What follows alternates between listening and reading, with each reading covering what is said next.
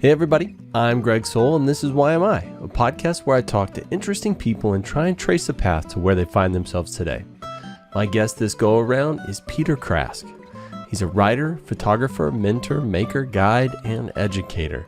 He's also a deep thinker, putting a lot of time examining the way he feels about things and then putting that into his work. Something that really struck me is how he looks at art. To Peter, it seems to truly be alive with its own thoughts, feelings, and intentions. The way he talks about art, it knows what it wants, and it'll guide you to it. At any rate, I hope you enjoy this chat with Peter. Peter Krask, thank you for joining me on the Why Am I podcast. Thank you for having me. It's a pleasure to be here. Yeah, absolutely. We did the fantasy restaurant, and you were such a delight. I am so looking forward to this. And thanks. So am I.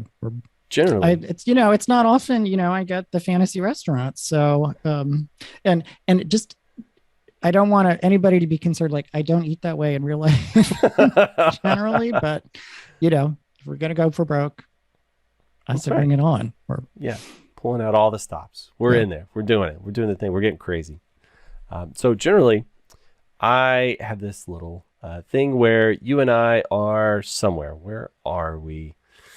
I have a feeling we're at an art exhibit and we're just kind of moving from place to place and we keep bumping into each other. And so, I just strike up a little conversation. I tell you about who I am and what I do, and that's boring. So we moved away from that subject pretty rapidly. And now it's your turn to reciprocate, Peter. So who are you? All right, I've had to practice like the elevator pitch. I'm a maker, guide, and educator. How does that sound? A maker, a guide, and an educator. How long did it take you to come up with that? Actually, that was pretty fast. That sounds like your tag on LinkedIn. Like, what's the quick version? Because I've done so many different things, and I've never ever had the good answer to that question. And I've been to way too many networking meetings where the person asks me, and depending on which one I feel like I want to emphasize, I can always tell, like in 2 seconds, they're like, crap, I can't sell real estate, and they're out. So I'm always I'm trying to keep refining to a shorter, simpler version. That's fun. Well, I consider myself a maker as well. I don't do as much making as I used to. Well, maybe I do it in a different way. Yeah. But I think it's fun that you picked that one first. Yeah, I think that sort of sums up. It covers kind of the largest area of my work life. I'm trained as a writer. I've worked as a journalist. I've done some theater writing.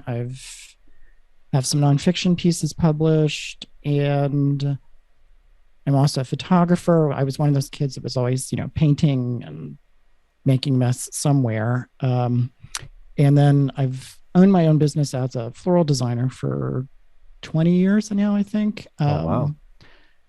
So I've always used my hands to make things, and I, depending on who I'm with, sometimes we use the big A word, say you're an artist, but I think maker kind of covers it all in, a nice way. So. Yeah. Well, it's funny. A lot of people won't ascribe the word artist to the things they do, even though it is art, like I've seen some electricians who I would say are artists, the way they bend metal and shape it and then form things together, and they look so organically interesting that some of those guys, I would never accuse them of that out loud. I don't know how they would take that, but it's interesting how so many people, there's art to what they do. They just don't think of it that way. Right. And I'm curious. I'm always curious about that because I don't know if that's just an American thing or is it a broader, cultural idea? Because I'm a big believer. I often work with people who are like, well, I'm not creative. And I'm like, but you are creative, and it's just, at least in America, we have very sort of narrow definitions about what those things are. And I think unnecessarily so. Yeah. Yeah. Well, somebody told me a long time ago that I believe to be true is they said, with no constraints, there is no creativity. So in every job, right, if you come up with, or every occupation, whatever it happens to be, or every endeavor, if you are constrained in some way and you come up with a creative solution, is that not creativity in and of itself? And Absolutely. yeah. And the bookkeeper who invented double entry bookkeeping was a very creative individual. So, Yeah, it may not be interesting to me for sure, but right. creativity nonetheless. Right. So, and I think that's, it's funny. That's an important point to make, that, and I think again, it's a pressure we have, but not everything is for everybody, and that's perfectly fine. And I wish we could all sort of lighten up a little bit about that. Obviously you want as large of an audience as you can, and given the way the attention economy works now, for many people, your life depends on having a large audience. But it's okay that not everything is for everybody. Some things speak to me, some things don't. And that's really all it means. And taste change, you can find ways in or not, but I think, make the thing you want to make is always what I tell people. And if it's true, it'll land with somebody. So, yeah. Attention economy. I've never heard that phrase before, but I love it. Yeah, I think that's the business school term for it, is that's the highest good right now. Can we get your attention? Because we have so many things competing for it. And can you get somebody's attention for a period of time faster than a swipe on a screen? So yeah, absolutely. Like I find myself doing that with this thing. Like, what can I put out that will keep people from scrolling? Like, what little image can show up? What little video clip is going to grab somebody's attention? Because generally, somebody will give you maybe 5 or 10 seconds at the most, if you're lucky. Yeah. So, I think I can't remember who did the study, but I think someone was timing people, like in an art museum, sort of how much time people actually do look at a picture. And it's been steadily declining, for like the past 10 years. But I think, it started, I was like 2 minutes and 30 seconds. So now it's down to, a minute if you're lucky. And I was just reading something last night where it's this one teacher where it's called the 1 hour painting class. And you go and you have an hour that you look at just one painting for an hour. And once everyone sort of calms down and gets past their anxiety about, like, what do you mean I'm going to sit here for an hour just with this one picture? But that's when you actually start seeing things. I do every once in a while. It's an exercise. There's an American photographer named Minor White, and he had an exercise he did with his students, which you go to a place with your camera, and that could be any kind of camera. And you sit there for an hour. You don't move. You don't check your phone. You don't do anything, but you sit there for an hour. And at the end of the hour, you ask the place for permission to take one photograph, and then that's it. And you walk away. And it's really kind of a magical thing to try. It's a little boring. It's kind of like meditating in a way. You're like, how long have I been sitting here? But, then you really start to see the place, and then sort of what the picture is to take. So I highly recommend it to people, or, draw a picture or whatever your version of that is. But it's an interesting exercise to try. Yeah. Yeah. Because like for me, like I'm imagining myself in that scenario, my mind's going to start wandering, and, I'll start inventing probably a story that goes along with something else. And as it affects me, affects the way I feel about it, then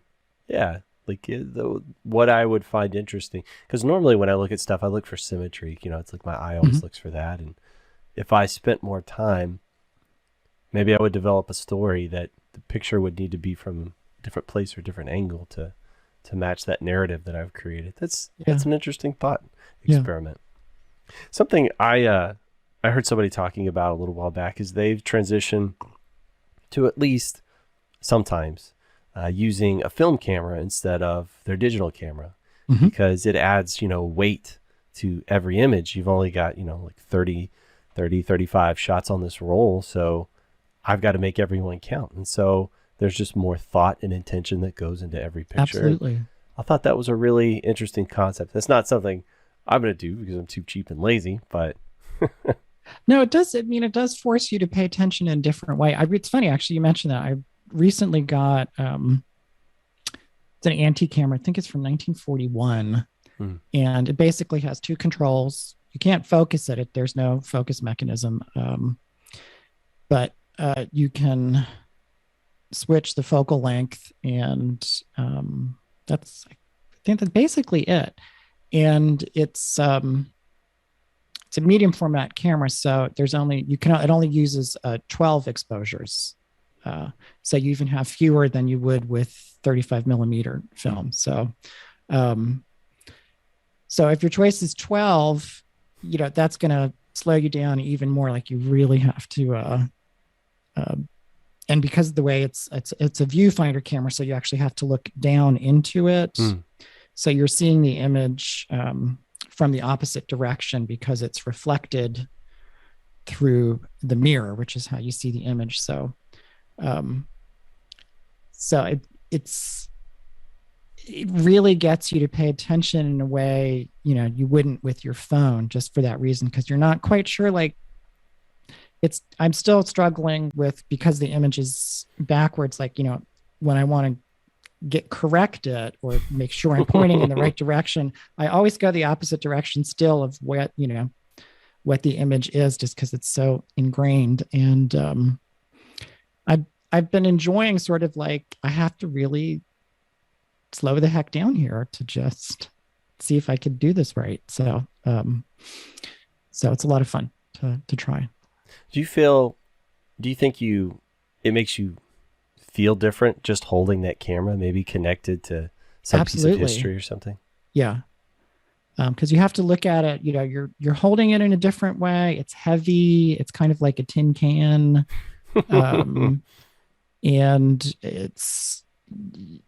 you're just physically engaged with it in a very different way. So that already changes how you're seeing things, I think. Do you think it makes you feel creative in a different way? Yeah, I like it just as it's another option, I think. And it's nice too, because it's so low tech, and the images are not pin sharp in the way that digital photography is. And since you can't manually focus it, it's a little soft, and it's film, so it looks different because it's film, but the softness is quite beautiful. And there are lots of great photographs that are a little out of focus and that are soft. And I think it's a good corrective, that everything has to be that precise all the time. Because like the first photographers, not everything was in focus because it was a long exposure. And so the subject was breathing. So there's always just a little blur. There's always one area that's kind of just soft because the long, it was like a second. So just the shift in breathing changes the focus a little bit. But there's such power in those images, and you wouldn't say it's a bad photograph because it's a little out of focus. I think it's a great metaphor for a lot of things, right? That it can still be beautiful and amazing without being absolutely perfect. Yeah. Yeah. I love that.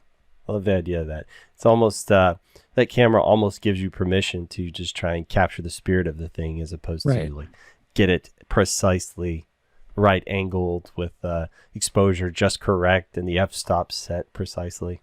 Yeah.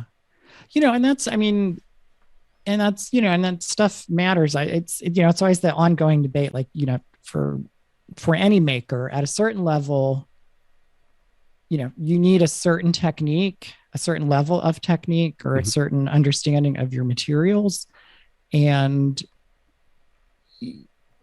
yet that has to be balanced with, the openness of how you use that technique. And, it's always a shifting line. It's always a shifting balance. And, but I think ultimately the technique is always there to serve the vision and not, the other way around. You need, like with you recording this, there's a certain base level of skill you have to do this, or, all your podcasts are going to be, the adults from the Peanuts just going, wah, wah, wah, wah, wah, wah, wah. So there's,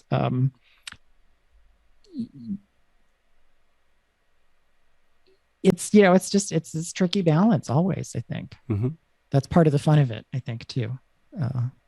Oh yeah, definitely. It's a skill that you can hone and acquire, and it's never simple. No part of it is ever simple. Yeah. Constant pursuit of perfection, I guess. Yeah, and you never actually get it, right? And that's the other part of it. That's what keeps you coming back. So. Yeah, absolutely. Well, something you touched on earlier, just briefly, you glanced on it, was you said something about how make the art that you like. And I was thinking about how used to, I would say, like, 50 years ago. I mean, it's not even that long ago. Maybe you created art that you really liked, and you wouldn't necessarily always be able to find an audience for it. But now with like the internet, if you create art you like and you can get it up there, I mean, there's going to be thousands of other people that love that thing just as much as you do, and they're going to love the stuff you do, and you can actually find a community and all of that stuff. Is that something you think about every now and then, like when you're talking to folks? I mean, it's interesting. I'm old enough, so I'm 55, and I came of age before the internet, back in the Stone Age, before, all of this stuff existed. and I mean, there's a couple levels to sort of talk about that, because it used to be, particularly in terms of what we refer to like as high culture in a way, that everything was very centralized and sort of came through large organizations and large presenting organizations, as it were. And, it's sort of like the change from having 3 TV channels to 1 million TV channels now. So that broad house, who's telling the story, who's shaping the story, is wildly decentralized, rather than it was just these 3 networks telling that story. And I think, particularly for larger cultural institutions, they still have their authority in one way, but now that the DIY culture and all these other ways of getting your work out there, has really altered that model. But at the same time, it's similar to the economy now, that there used to be, with that kind of sort of centralization,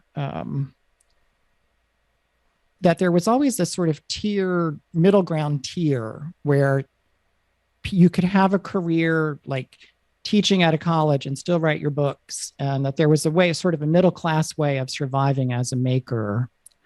And then there was, the high end version of that, and then sort of just the smaller, I make this in my house and share it with my friends version. But there used to be a sort of fairly solid middle ground where you could sustain a creative life. And that's been gutted. That's the thing that doesn't exist now, in a way. And I think it's very similar to the economy, with, particularly the way we see, these great extremes in income inequality now. So it's the challenge always of the do-it-yourself part, is how do you sustain that? And, is there a way to sort of make a living doing that? And some people are very good at it, and some people are not, because there is an element of luck in it too. And an element of being in the right format, and who's the person that saw it, and something goes viral. So it's, I mean, I think it's good that that there has been this sort of decentralization, because it's opened up all kinds of different stories and different storytelling possibilities, and particularly with underrepresented and underserved audiences and makers, there's all kinds of opportunities available that were not available before. So that's nothing but a good thing, I think. But the sustainability question is still a very big one, and nobody's figured that out yet. I mean, if you look at something like Instagram, which is very useful in some ways, but it's the model's backwards in that, the creators are giving their work away for free so Mark Zuckerberg can make a lot of money. So I don't know how that worked out. Like, how did that become the way to make work now? So you're going to give all of your content away, so someone else can make money off of it. So they're very complex questions. I don't know, nobody's figured it out yet. These are all still very new technologies. I think we're kind of the test version of it. Do you think social media is what really started the shift from the kind of the old model to this new model? No, I think it started much before then. I mean, I think it's a very complicated answer. I mean, I think, the culture war in the country that's, been going on since Ronald Reagan became president, the effort to sort of undo things like the National Endowment for the Arts, or if you look at how arts education is just completely destroyed in America now in public schools, or bands, or, things that people had an opportunity at least to just try stuff. And, not that everybody needs to be an artist, but that there was always like, you could be in the chorus, or, your school did a play. And I think those things are sort of much fewer and far between now. And it has an effect of losing an audience. You may not be a performer, but having, being the third dancer to the right in your high school production of Damn Yankees, got you interested in theater, and so you're a good audience member because you enjoyed that now and you remember that experience. And without having access to the experience, most people generally just don't have a taste for it on your own, right? You need something to bring you into it, something that you find rewarding and exciting, and that gets you curious about it. And so I don't have a grand unified theory about any of this, but I've certainly seen it undone. And I think, and it's one of the challenges of social media, and certainly our tools, because our tools are so good now. And in one way that makes us very lazy as makers. So, your basic digital camera is, an astounding tool.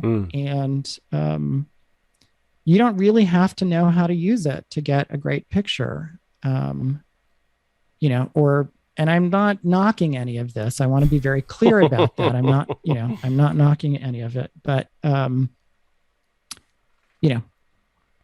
somebody who takes a picture on their phone and slaps a filter on it and then says, I'm a photographer. Yes, that's true. And there is a certain kind of democratization to it that I think is helpful. Anything that gets people to make things, I'm always very happy about, but I always want people to go further. Like, if you put a filter on something, somebody else made those choices for you. And I always want to say, like, take that and learn more, so then you can be the person making the choices, even if it's just a picture for yourself, or you share with your friends. You be the one making the choices, rather than like, here are four and pick one. So I don't know that I answered your question, but it's a very murky, Yeah. complicated thing we're trying to untangle. And sort of nobody knows where we are now Yeah. with it. Well, you touched on a lot of things I found really interesting. The idea that you need to at least be introduced to a lot of things. So, if I love sushi and Asian food, and if nobody had ever introduced me to it, that'd be a whole portion of my life that just wouldn't exist. And Right. Yeah. I think I love to learn new things. I super love meeting new people and learning about their experiences and things like that. But how are you supposed to have any idea of what you're going to like, especially as a kid, right? As a kid, you don't know anything, and you honestly don't want to do anything except for, ride your bike, or, just Right. do the things you want to do. So if you're not Yeah. at least casually introduced to all of these things, Yeah. how are you going to know what you like? There was a parable I remember hearing. There was this guy who was a great military general. He died and he goes to heaven, right? And he's talking to somebody up there. I don't remember who. And he's like, maybe he's talking to God in this scenario. And he goes, who's the greatest general of all time? And God looks over and he points at this guy over there, and he goes, it can't be that guy. He was a cobbler in my town. He made shoes. And he goes, yeah, but had he chosen to be a general, he would have been the best general of all time amongst all people. And to me, it was like, we all probably have these amazing capabilities at things.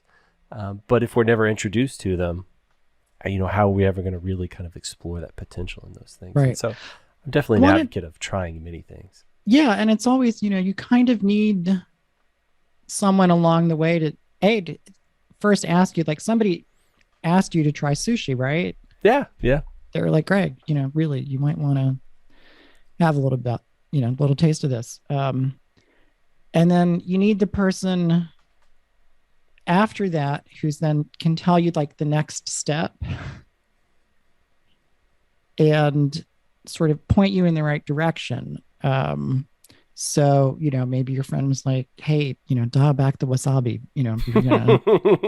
Don't just put that in your mouth. Yeah. You'll be sorry. So, so there, I always, all culture on some level is kind of passed from hand to hand, I think. Even for all of our sophisticated equipment, it's still a process of just a hand-to-hand thing. Somebody has to, if you're a chef, somebody has to teach you the right technique to dice an onion. Now we can watch it on YouTube, and that's great. And YouTube has answered so many questions in my life. But how you learn how the weight's distributed from your shoulder, through your elbow to get sort of the right cut, the right weight, and if your knife is dull and all of that, like, somebody has that knowledge, they have to give it to you. And generally that happens in person. Well, you can't ask a video a question. Right. Yeah. So, I'm a big believer in the, personal handing on. It's, it's all one big, oh shoot, what's it called? A baton race? Is that the, the runners pass the baton? Oh, like a relay race? Relay, that's it. Yeah. So. Well, two of your definitions were guide and educator. So I think those sort of go hand in hand, don't they? Yeah, I think so. And all the good teachers I've ever had were the ones who just said, hey, have you ever thought about trying this? And, be like, no, I haven't. And they're like, well, go ahead and try, see what happens. And I think, those have been the teachers I always come back to in my mind of sort of the ones who've affected me the most and sort of got me started on some various tracks that I've been in my life. But really I think it's two things. You need somebody to ask questions, the why question, why are you doing this? And not the like, why are you doing this? Oh my God, but tell me more. What's your process? Why did you make this decision? What were you thinking? Those kind of questions. But I think for makers of all kinds, making things is hard, and there's a lot of anxiety about it, like you're doing it wrong or you'll never figure it out, or and you're on the trail sort of all the time, kind of by yourself, and you have to make, that's the hard part about making something. It's the, not only do you have to make it, you have to figure out how to make it at the same time, which is a very difficult problem. And I think generally you need somebody who can just stay with you on the path and teach you how not to get freaked out, because I think that's always where a lot of projects can go awry, is people sort of get freaked out fairly early on and then they stop. And if you have someone who can be like, hey, let's just stay here for a second, what's going on, notice, and, eventually you can get past that anxiety, or you can learn how to work with it, because that's just part of the process. That's just that point where you're like, I really don't know how to do this, and I'm going to have to figure it out and find a way into this. And there are so many books about creativity, and I'm not knocking any of them. I've used a lot of them myself, and I've learned a lot from them, but we tend to want sort of the template, or somebody, like, if you do these things, it will work. And, generally it may be true, but there's always going to be some weird idiosyncratic part of it that's your process. And it's, when I work with people, a large part of what I do is kind of teach them their own process, like, rather than saying like, this is how you have to do it. I'm like, this is how you do it. So let's get you up to speed on how you do it. So then you're not panicking, the next time out where you're like, crap, I don't know how to do this, So does that make sense? Absolutely. I'm rambling a little bit here. No, you work on the process. Well, something that occurs to me is when you're working with people, you're mentoring, how do you talk to them about failure and what it means to fail? And, like, generally just dealing with that just on the whole, because like, I know in my personal life, that's kind of how I learn to do things. I fail over and over and over until it finally works. And I'm like, okay, well, this is how I do this now. And then I'll try something else, and I'll fail and fail and fail until, I think that's, at least in IT, like, like information technology, the career I've had my entire life, that's kind of how we all do it. We just fail and fail and fail until we start failing less and just move in that direction. Junior engineers, when I'd work with them, I would always tell them, all right, everything's going to be on fire and you're going to fold like a lawn chair, and that's okay. It's like everybody does the first time. You know what I mean? It's tough. It's terrifying. You're going to start sweating. You'll be okay. At the end of this, nobody's going to go to your house and kick your dog. You'll still eat everything. Well, you're not getting fired. So just be ready for it, And so we just talk about, failing, try and set up environments where it's safe to fail. Like, give you, this place, learn to fail. But truly, until you're, on the trapeze with no net, you don't really know what that feels like. So I'm just curious, what do you do to relay that to people? I think basically kind of what you just said. I mean, I think it's about always lowering the temperature. We're in a very success-driven culture, and the pressure to succeed, is quite intense. And a lot of people pay lip service to failure, but it's a hard place to inhabit, and it's a hard place to sort of stay comfortable with, because as you said, generally most things don't work.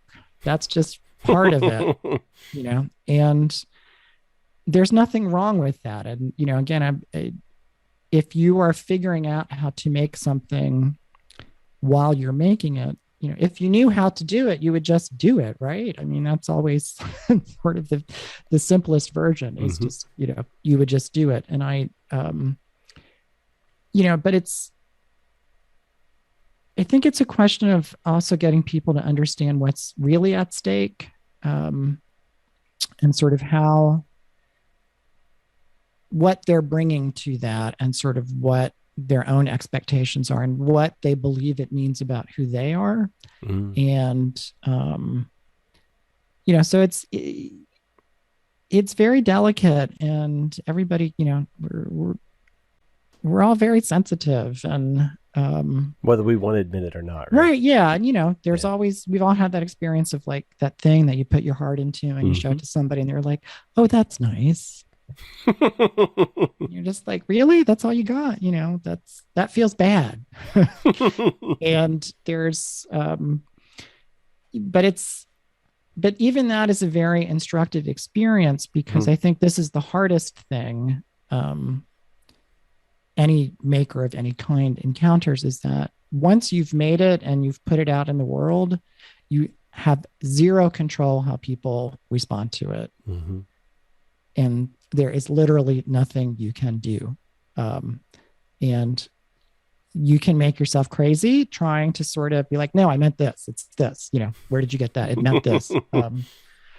But that's a really challenging thing. And what may look like failure because somebody didn't understand it, is that failure? I don't know.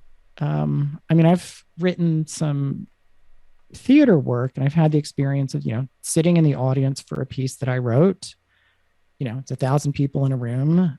It's a very terrifying experience to like be there, and you're like, oh God, this was my idea. Why did I think this was a good idea? And now all these other people are in the room with me. But and afterward, there's always sort of, the nice reception and everybody's happy and congratulating you. And then there's always that one person where, the thought balloon in my head is like, really, that's what you got? Really, that's the thing you took away? It's so, to me, that's so funny, because sometimes, like if I create something or I do something, or I introduce somebody to something that I really love, and they don't enjoy it in the way that I want them to, that like kind of, it's like, wait a minute, hang on a second. You need to like this the way I want you to like, Absolutely. It's so funny. It's, you put things out there for people to experience. And you don't get to choose how they're going to like this thing. Yeah. And, none of us are, maybe you are, Greg, I don't know, but none of us are like, this incredible Buddha where you're just like, I'm so zen about this. I've made it and I've put it out and it'll be exactly what it will be. And I'm fine no matter what. It's hard. It's something from you. And, we all want to be liked. And, so but I think really the main thing about failure, and it's really learning how to stay with it. I think that's what I was trying to say earlier about the anxiety thing, because that feels like failure. Like, I'm not getting it. Something's wrong. I should know how to do this. And,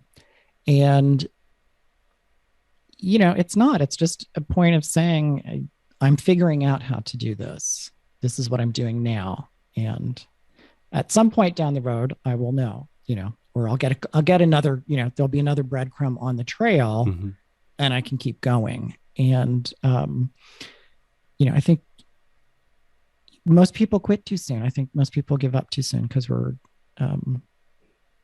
just wired, that you have to succeed right away. Everything is so fast now. And for a lot of people, it's interesting if you look at sort of like, popular music now and the way the recording industry has changed. It used to be that a recording artist, if a record company picked them up, they were generally invested in them over a very long period of time. They had a fairly long period of time to develop their sound, and they could experiment. Not one album didn't have to sound like the next album. And I promise everybody, I'm not like the old man who yells at clouds. I'm like, it's not like it was so much better then. But if you look at most pop musicians today, like they get one or two chances and then they're gone. Like that ability to sort of experiment over time or grow into that talent doesn't exist in the same way. I mean, there's a reason why, Taylor Swift is a multimedia conglomerate, or Rihanna, like it's not about music. It's about, we're now this vertical holding company that we, make $1 billion selling makeup and cologne, and God bless them. I'm glad they're making a lot of money, but the opportunity for people in that position to fail is not big, not in the way that it used to be. And I think, that's true on a macro level and a micro level in a way. So, I mean, it's funny. I always got a chuckle that, it was kind of like one of the business, school things where I think maybe it was Steve Jobs was using the quote, but it was, fail again, fail better. Well, that's from Samuel Beckett, who was like the least optimistic person who ever lived. And,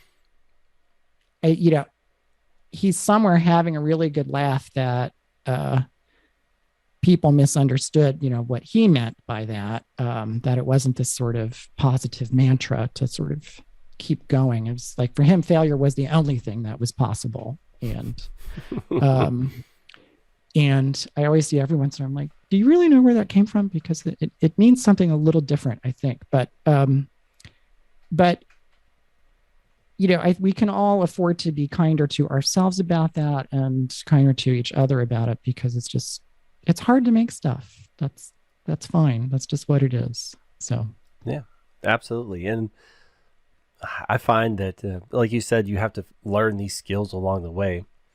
That can be such a grind and so tedious and sometimes overwhelming. Like, I'll never figure this out. Like, it's going to take me forever, where this task is so tedious. It's going to take me ages.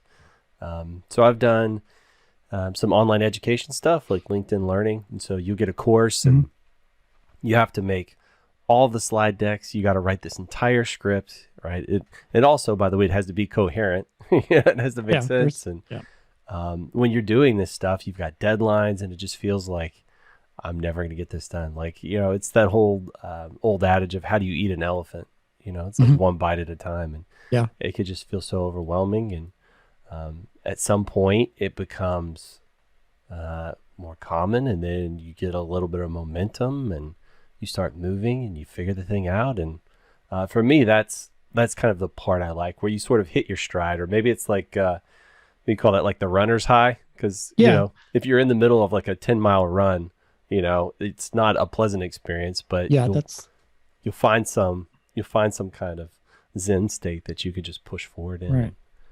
Well, and also there's that moment too, and I'm sure it's the same for you with IT, but that moment where it clicks, where the thing falls into place, like that's always so much fun, right? That's the thing that gets you back going. Yeah, you get that fist pump. You're like, yeah, and you're like, and you can't predict when that's going to happen. Yeah, I mean, that's part of the, in one way that can be a fun part of the process. It's sort of like, well, when will that happen? And hopefully it's not like at the very last possible part, but again, it's sort of learning how to stay with it, so that can happen. Because I think, again, often people tend to give up too soon. So, well, something I found too, like in my career as I progressed, and became a manager, I ended up working on more longer term projects where you don't get those wins, those little wins. And so I found myself giving my people those wins, those little wins. I would let them have those wins. Okay. And that kind of drained me. And then eventually I learned, you know what? It's okay for me to get one of those every now and then, just to sustain myself through the long desert there. Yeah. It's always, it's always a little longer than you think it's going to be. I mean, that's Oh just, I yeah. think, and I think we, I think for most makers, everybody forgets it every time. Like, you don't go into like, now remember, it's going to take longer than you think. You know, you start out and you're like, God, this is taking forever. Like, what the hell? This is so wrong. But it always takes a little longer than you Set think. your personal expectations for sure. Yeah. And that's, again, that's one of those things we can be sort of, it's not failing. It's just, that's the process. Can you accept that? And I think, we live with sort of something like, here's a hack. Here's a hack. If you do this, it'll happen really quickly. And, that works with some things, but a lot of stuff, you can't hack it. You have Yeah. to just. That feels like gambling to me. Yeah. If you just take all of your money and you put it on one square on the roulette table, you could all of a sudden be, but odds Yeah. are it's not going to happen. So Yeah. sometimes you just got to put in the work. Or, Yeah. you know what? Most of the time you just got to put in the work. Yeah. And just, I think it's it's a question of faith. And, how do you sustain that faith in that process and your vision and where you want to go? Because I think that's it's kind of, it's a squishy subject, and it's sort of, can make people uncomfortable, but you do have to have a certain kind of crazy belief in it, and a certain kind of faith that it'll work, that you'll get there. I have never thought of it in that term, or rather in those terms, like faith, because that's really it is, right? It's like belief in the absence of evidence. I believe this is going to happen. I believe this will be true. And you just have to maintain that. That's awesome. Yeah, because it's if you don't have that, you're gonna run out of gas pretty fast. Because then you just be like, well, fuck this shit, I'm out. I just want to, eat my bag of salt and pepper potato chips now with some mayo cheese. So, but I think it's always it's a conversation people are uncomfortable having, because it gets into sort of questions about belief and purpose and meaning and how you make meaning out of that process. And but you wouldn't do it if you didn't think there was a meaning to it, or a purpose. So I'd always want to have a little more room for that part of the conversation, because what keeps you going? Yeah. Why do you feel like that's a difficult conversation to have, like the purpose or meaning? Well, it's interesting. It cuts in two different ways, because for particularly for visual artists, I would say, like, for grant funding or an exhibition, you always have to write an artist statement where it's, which generally you're making up after the fact, after you've made the work of, I set out to make this thing. It touches on this issue. It raises this question. It does this thing. It will affect society in this way. And, we'll solve climate change, whatever. I always find them incredibly irritating, because nobody makes anything that way. You may even start with that, and then the work is always going to go where it goes. And if you were really keyed into what you're making, you follow where it wants to go. And but it gets into that sort of, I think, again, that kind of anxiety question. Like, nobody really wants to say, I don't quite know. I think I'm doing this. I'm trying to do this. I think this is what I'm after. I'm not quite sure. Because that sounds like you don't know what you're doing. And, but on some level, I don't know that it's conscious, but on some level, you do know what you're doing, and you do know what you're trying to say. And it's part of that process is just getting all the stuff out of the way so that can emerge, and, keeping that channel sort of as clear and open as you can possibly keep it. But I think, to talk about, meaning or belief or faith, we live in a very secular time, and that makes everybody nervous. But it's, I think, one of the great breaks that modernism created was that, I'm speaking very broadly here. I want to be very clear that I'm really generalizing, but most art from like cave painting up until the First World War was in service of a higher belief in a way. If you think most of the great painters, whether they were religious or not is a different question, but the art they were making for their patrons was most often religious. And that could be,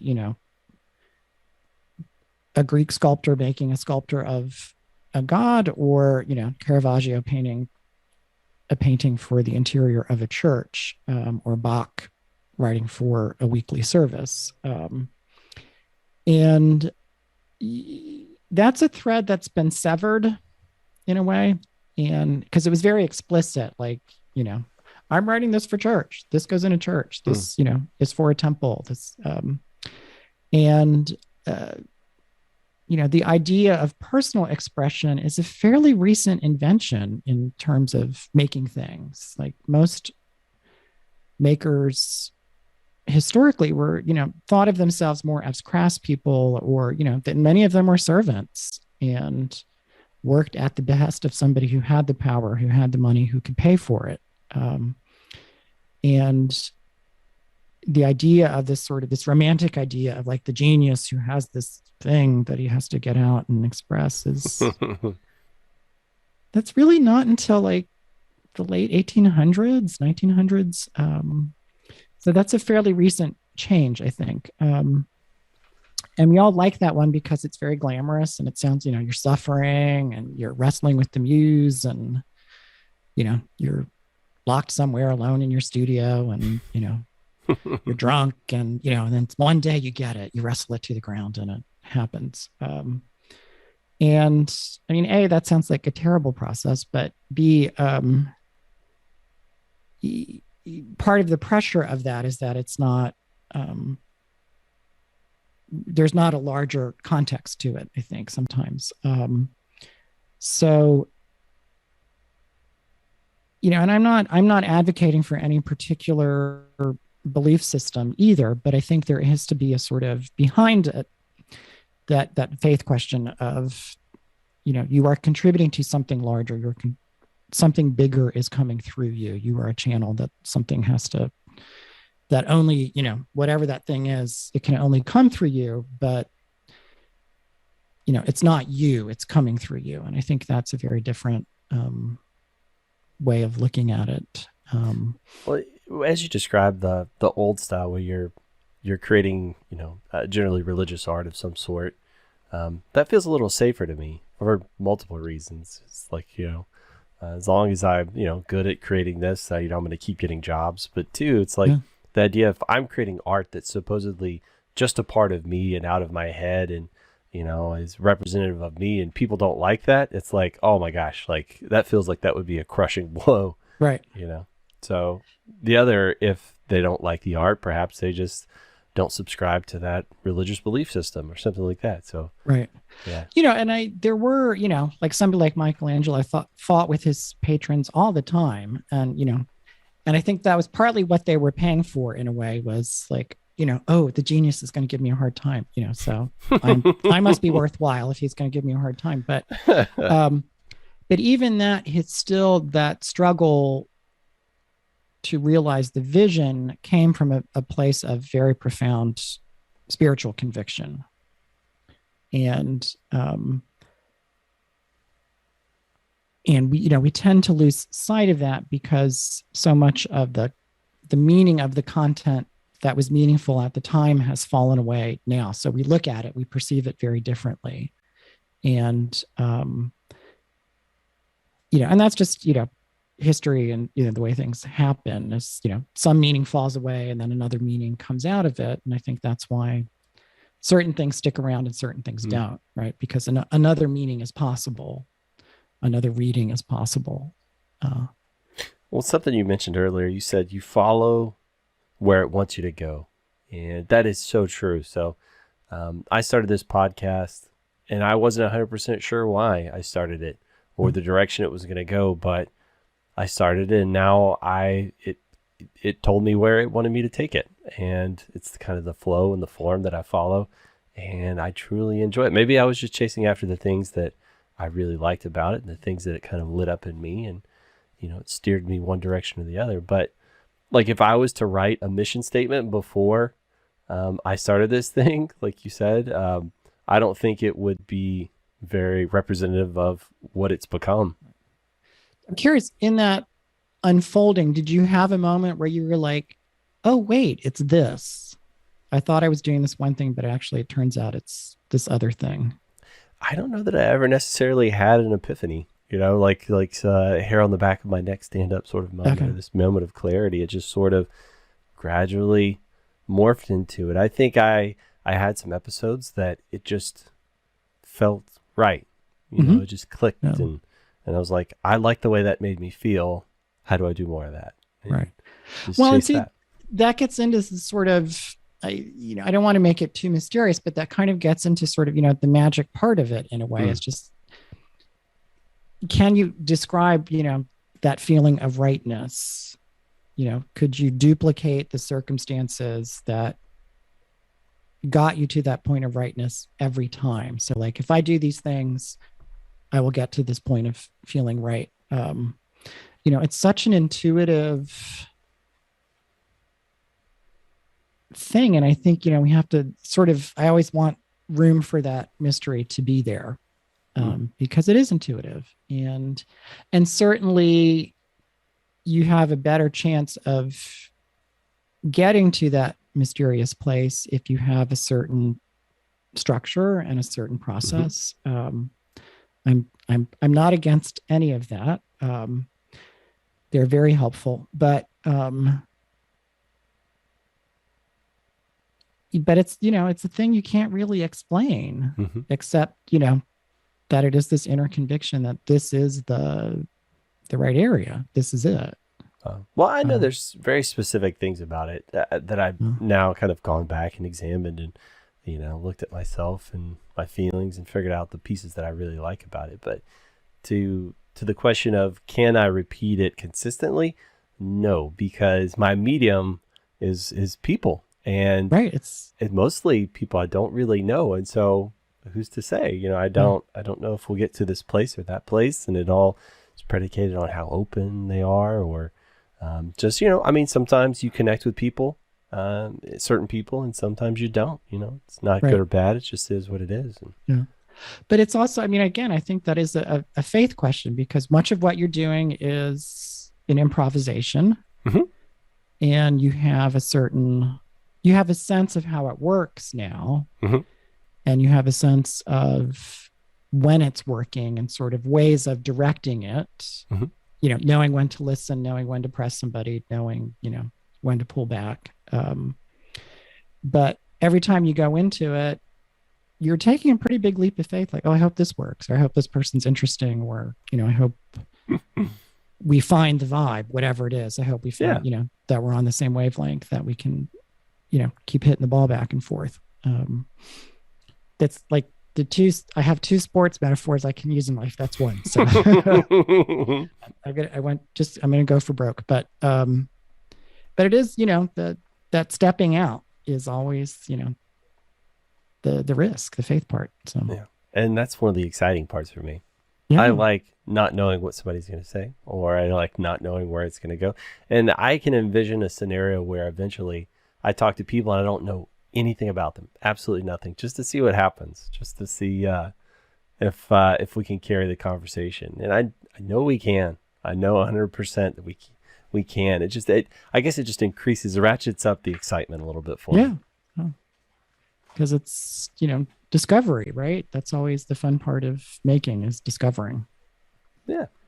I like Yeah. the like you described it, the improvisational aspects of it too. And I really love it when somebody changes or challenges a preconceived notion I have. Like if Okay. somebody says something that I had never thought of in that way. Yeah, I mean, the fantasy restaurant, yeah, you definitely threw me for a loop in that one. But, just like the idea of, how do you sustain your faith in a project? Because I'd never thought of it as like, I mean, and it absolutely fits that description. I've never thought of it as like, you need a belief system in place for you to see this thing through. And I love being challenged and things like that. Well, Fascinating. that's a rare gift. So good for you, because we're not we're all in our silos now, right? After Yeah. we don't want to be challenged. So Well, so many good things came to me in my life from saying yes. Just saying yes and being willing to try something. Say, okay, yeah, I'll do it. Let's see what happens. And it's like that fear. I used to be so terrified of change, and I found all the best things in life have come to me from change. And so I've learned to not only embrace it, but almost crave it, right? Like yeah, I love the new discovery. I love the new next thing, the new way somebody's going to change me to be a better human. Like I yeah, actively love that portion. yeah. And I think, it's really important to add to that too, is that you're not generally, you're not starting from scratch each time either. Yeah. You one hopes that you have some wisdom along the way, or a little experience where you can say, yeah, I can say yes to this, and also like keep away from this other thing, because that could go bad. And so it's a cumulative process. But I mean, I feel the same way you do. I think the things that I've done best at in life were things I didn't quite know how to do, but somebody just said, hey, could you try this? And I was like, well, okay, I'll give it a shot. And that usually then started something. Mm. Um, and that's a fun place to be. You are kind of without a net, but Yeah, it's and exciting. it could go bad in all kinds of ways too. But Oh yeah. you can't spend too much time Yeah. You thinking can't worry about too that. much about that. Yeah. Well, you are super multifaceted. One of the things you talked about was how you've done some writing in the past, and digging around, I saw that you wrote a little essay called "The Question I Asked Him." In I think that was in a compilation called "The Man I Might Become," and so I have a feeling that was something outside of your normal writing, and I was just curious how that came about and like what you thought about all of that. What was that experience like? It was something and thank you for mentioning that. It was something I was asked to do, actually. Again, Ah, somebody, uh, I have a friend who was a publisher, and he was putting together as an anthology of essays. It was gay men writing about their fathers, and like the subject of all time for gay men. And is that a pretty challenging one? oh yeah, yeah, you can, of Fraught course. with peril. Oh yeah, and it's the interesting thing about the book. Like there are a lot of big name writers in it for that world, and a lot of unknowns like me. And everyone brought their A game. There is not a bad essay in the book, and I'm convinced it's because of the subject. Because anthologies generally tend to, the quality can vary, and it's all about sort of what the editor selects. But it was a friend of a friend sort of mentioned something about it, and then the editor reached out to me and said, would you be interested in writing an essay? And essays are my favorite form as a writer. That's the thing I enjoy writing the most, because Really? they can they're free form, so you're kind of they're about sort of the process of thinking on paper, kind of thinking out loud Hmm. on paper. And you can use so, so many different techniques in them. It can be critical writing, it can be autobiographical writing, it can be narrative writing, it's poetic writing. There's all kinds of different kinds of language available in it. And so anyway, yeah, so I didn't have much time actually. And I think I had like 3 weeks to write it. And so I did. And, it's the piece that opens the book, which was a very happy Oh, wow. surprise to me. So, and, I think it's a fairly old piece. I still stand by it as like one of the better things I've written Mm. in life. And Better things are the most proud of. I'm very proud of it. And I think it set the template for how I approach essays in general. Oh, wow. And that was how I sort of discovered how I like to work with them. So it's a very important piece to me for that reason. Um, and there's still, there's elements of it in terms of the stories in it that I still come back to. I'm still kind of reckoning with them and kind of, finding more layers in them. So um, someday it will be done. I hope. I'm curious, in the process of writing this, there were probably some pieces that you had never really fully thought about or spent time to contemplate. I wonder, did you learn a little bit about yourself Oh during yeah, this? absolutely. And I think that's partly the reason why, I enjoy writing, and also why writing is very difficult, I think, for most people, because it's about learning how you think and learning how you experience the world. And it takes time to sort of get past like your initial, like the hot take version of it, um, or the story. We all have stories that we live and that we tell each other and that become sort of very familiar, and they become very sort of rote in a way. And, like I have 4 funny stories about my boss, and I can, if I'm at a party, I can tell, and I'll generally tell it the same way and, know how to sort of make the joke land. And, Right. Right. You um, know all the beats to hit. right. Yeah. Um, so kind of learning how to get past that, like to go another level or two deeper into that is challenging.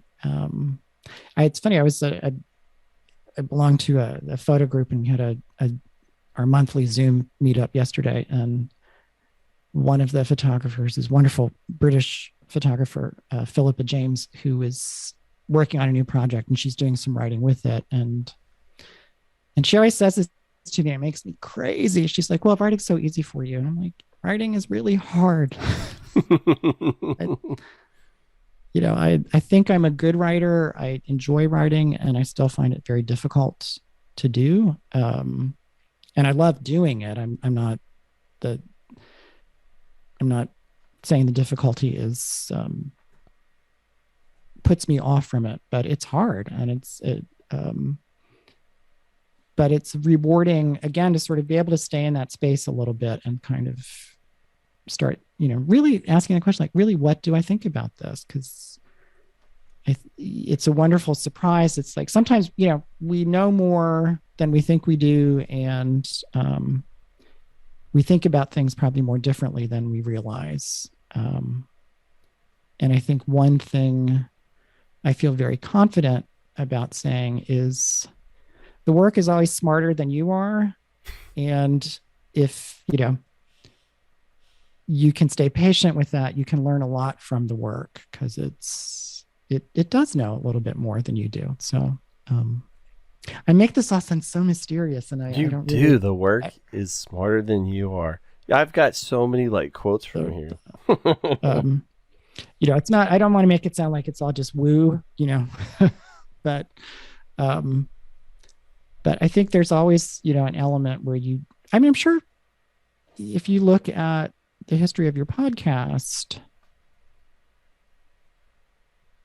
I'm sure there are like clues early on. If you go back and look at it, there's probably clues early on in the process where the work was telling you what the show was going to be and where it wanted to go. and you were open enough to listen to them, but they were sort of there already. There was something that happened, and that was taking shape, that was forming, and you had the openness to respond to it, but it knew. So that's kind of what I'm saying. It's like, people with babies, like babies, they have their personality. They come out with their personality, right? And, and it takes time to reveal, but, I'm the youngest of 5, and each of my siblings, we could not be more different from each other than, and, we were in the same house, we had the same parents, and, I think that's most people, right? There's Yeah. there's Oh, yeah. there's some acorn in there that, only you have, and Yeah. we all hope it turns into a mighty oak. Absolutely. So. Well, something you touched on there is it's not always easy, even though you are a good writer. You've been doing it for a long time.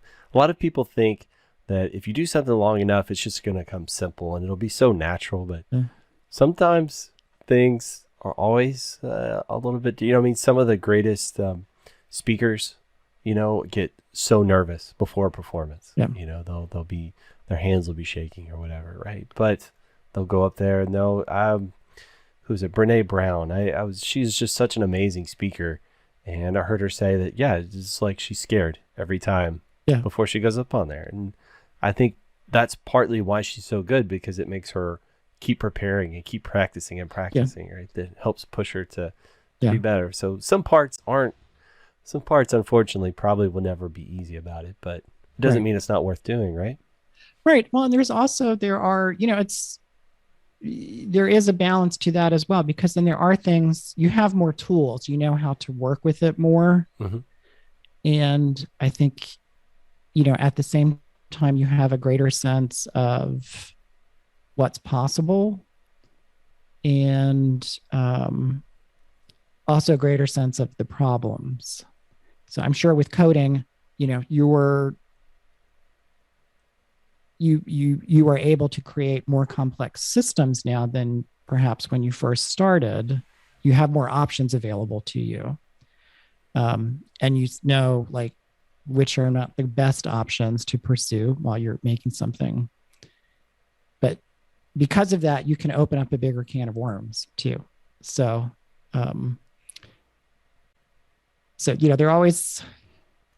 it's always shifting that, that ability to sort of be with it, and also that it's going to pull you a little further along too.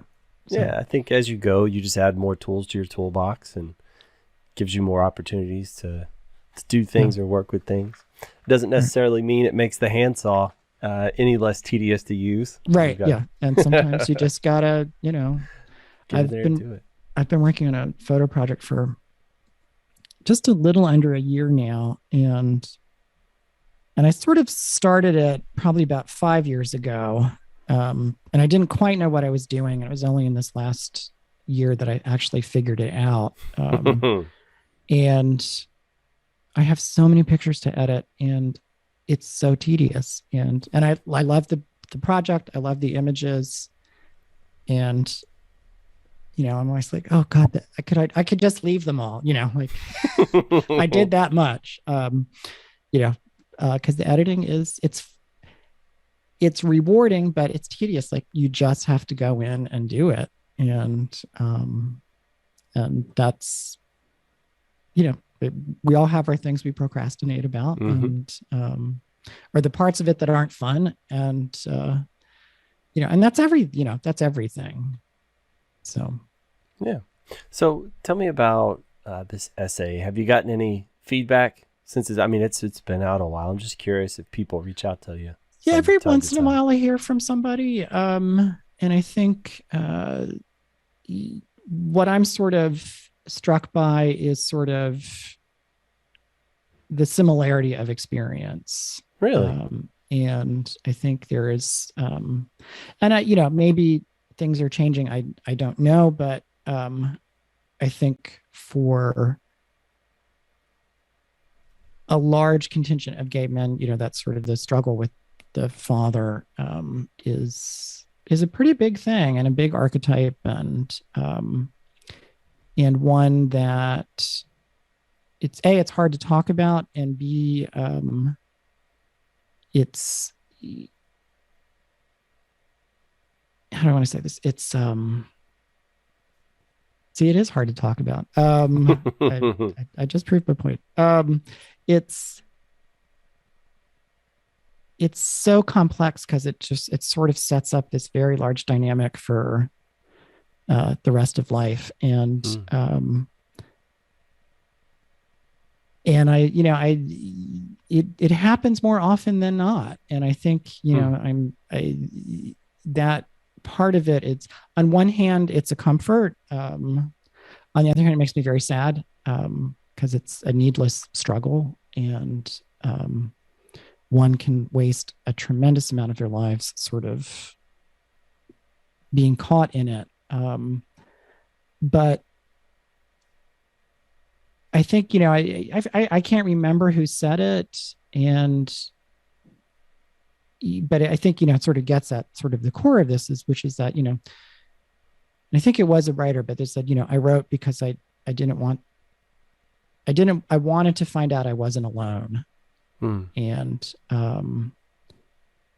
so, you send up your flare and you hope somebody sees it and, can recognize what that flare means and why you have sent it up in the first place. So, but I think really that's sort of the heart of it, is just that, the one isn't alone, and, we all share in experience more than we think we do.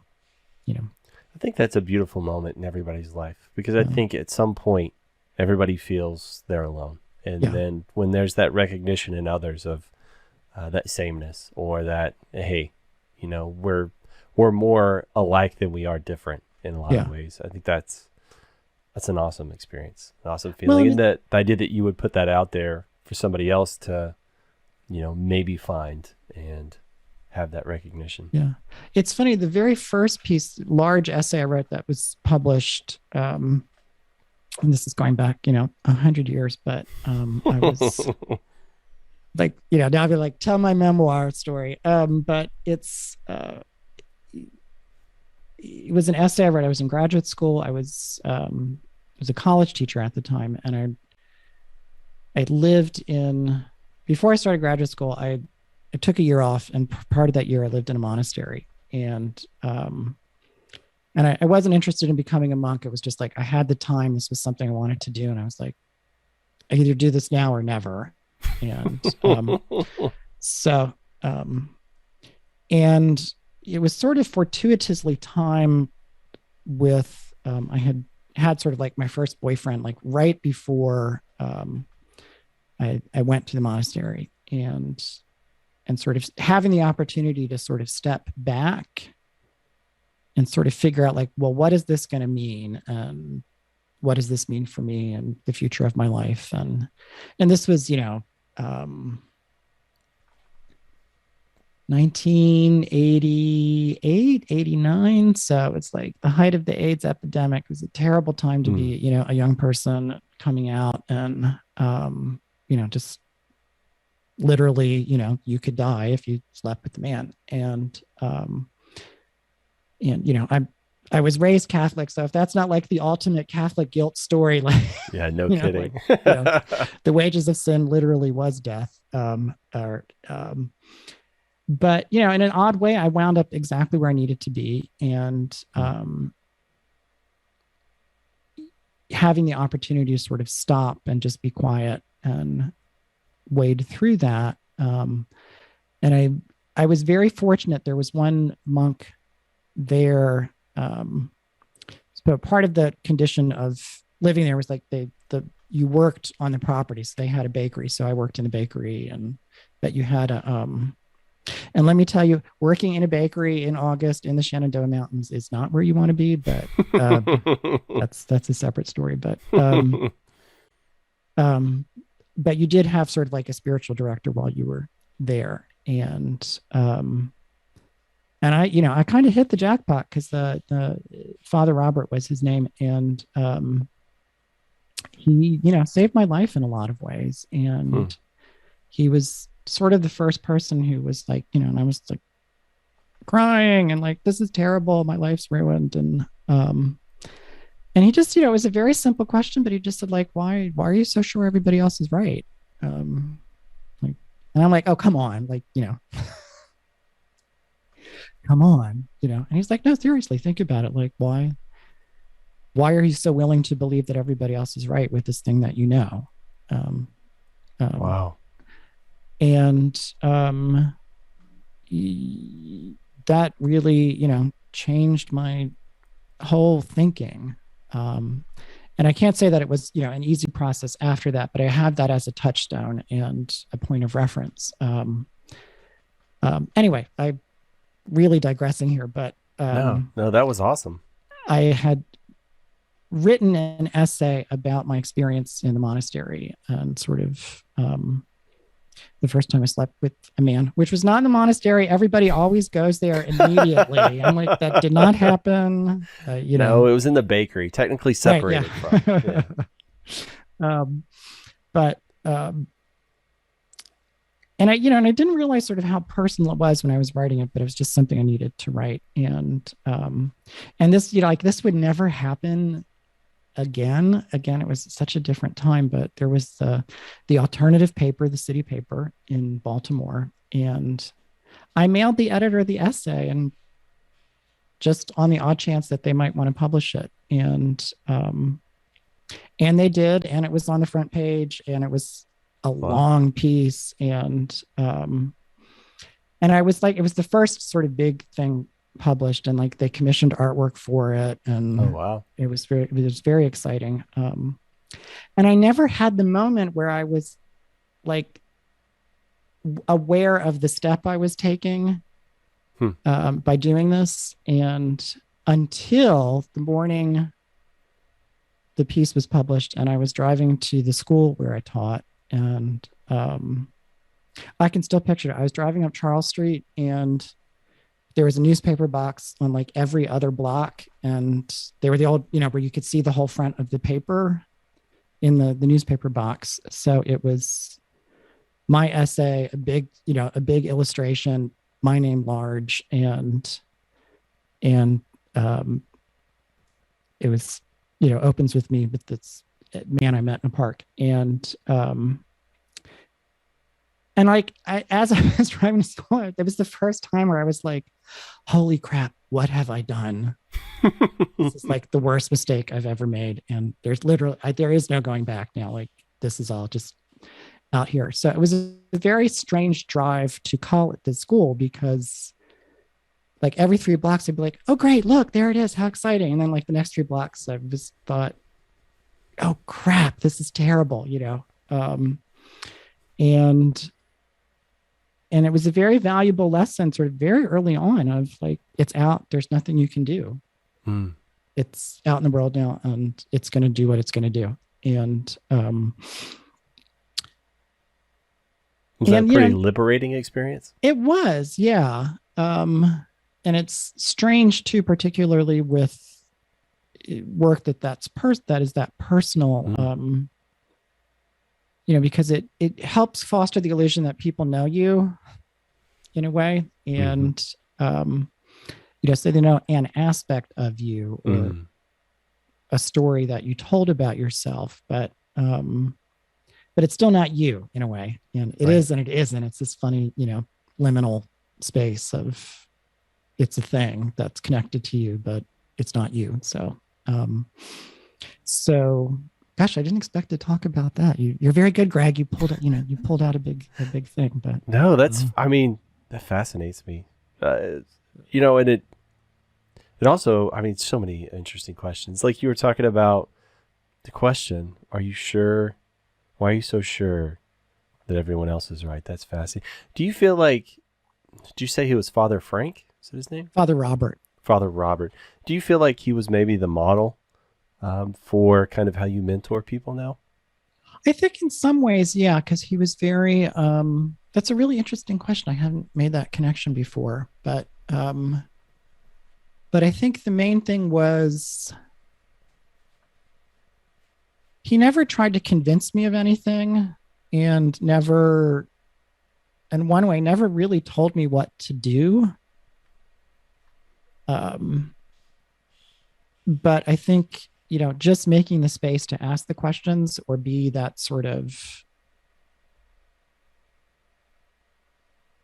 that misguided in a way of like, I know this is true. So And earlier when you were talking about when you mentor people, you often say, hey, have you thought about it this way? yeah, Thought about it that way. Not trying to tell them what to do, yeah, just introducing an idea. yeah. That sounds like very parallel methods to me. Okay. I'm going to spend some time thinking about that. It's really fascinating. I haven't thought about it in such a long time, Well, but, that makes sense. Like somebody that oh, would have such a momentous impact on you, like yeah, such an amazing turning point. And it's like, why wouldn't you adopt something that worked so well for you? Why wouldn't you yeah, adopt that behavior for other people? I mean, it makes sense to yeah, me. yeah. And that's, to me, a beautiful homage, you know? Oh, thanks. I'll remember that. He died about 10 years ago, and didn't really keep in touch, Mm. but, one of the monks knew how important he was to me, and sort of reached out to me on email. They have email in the monastery. And let me know. And I was just, it just sort of brought back again sort of, what an important person he was. And, I don't want to like up the drama, but there are those moments in life where, your life could go one way or another. Mm. And, I'm very grateful he was the person in that room who pointed me in one direction. Yeah.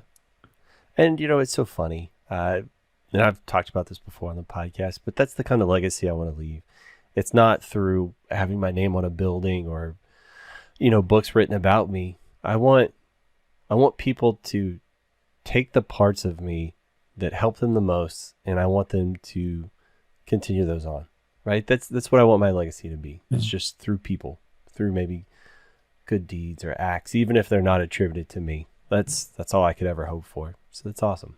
Well, and I, not to quote myself, but, but it's kind of what I was saying earlier about how things are passed hand to hand. Mm. That's still really how things happen. And, it's the gesture, so, Yeah. And I mean, to me, that's like um, that's a kindness that has a value that, that's beyond money, beyond anything, right? right. The fact that somebody would hand something over to you, especially when it's, if it's something that's really personal and private. And like we say, most people don't really know who I am, right? And, maybe they'll know this part of me, like this facet of me over here or there, but to really show somebody, the man behind the curtain, make yourself vulnerable to maybe help them along the way. That's huge to me. Yeah. And it's, there is a kind of, randomness to it too. I mean, I think you can be intentional about like, I want to be this kind of person in the world. But the person who can receive the handoff, you never know who that's going to be, or the thing that's going to land later, and, like we said earlier, you don't get to pick how people enjoy your art, right? And right. the words you say, you don't necessarily get to pick how that's going to impact them. Yeah. And, and I think that's the faith part of it again, of you try, you do your best and hope, but you don't really know. You never know. I mean, certainly we all have their days where we're like, yeah, I really did it. Today was the day. But, but you just don't know. And that can make you either, crazy, or you just kind of keep doing it. and Yeah. see. Yeah. Or maybe a bit of both. Yeah. Yeah. All right, Peter. Well, I tell you what, we're bumping right up against time. Oh, And, wow. Okay. Yeah. I We went believe it or deep. not, I can't think of a more beautiful way to end this podcast. So I think I'd love to put a bow on it here. But right here at the end, I usually like to say, if people listen to this out on the internet, out on the wacky World Wide Web, if they wanted to interact with you in some specific way or get a hold of you or whatever it happened to be, how would you have them find you? Social media, your website, any of that stuff? Yeah, you can find me. I have 2 websites. Technically, I have 3, but I'm only going to plug 2. So you can find me if you're interested in sort of any kind of creative guidance for a project. And that could be any kind of project, something you feel stuck with, you don't know how to move forward, or you don't know how to begin, or you have one form of knowledge you're trying to put in a new form that you've never worked with. You can reach out to me at pmkcreativityguide.com and shoot me an email there, and I'm happy to talk. Or if you're just interested in my own work, you can find me at petermkrask.com. And I'm also on Instagram with both of those, although I stopped Instagram during the pandemic and I haven't picked it back up, and I have to get back on the horse. I have to get back on the horse. It's gotten a little stale. Yeah. That's one of my 2022 goals. So, all right, but yeah, cool. say hi. I love to talk to people about their work, and we all help each other get better. So, well, there is so much of you that we did not even get to touch on. So I in my notes, there's so many other things. You are a man of many talents. So I'm not even going to get into there, but you have details on petermkrask.com, I know. So if people want to dig in more, there's a lot more information there. And just poking around, I saw some of your work here and there. So I definitely encourage people to do that. And Peter, your time was such a beautiful gift, and I thank you for it. And I hope we get to talk soon again. Yeah, thank you so much for having me, Greg. This has been a great conversation. I'm glad we kind of just went with it. We didn't beat out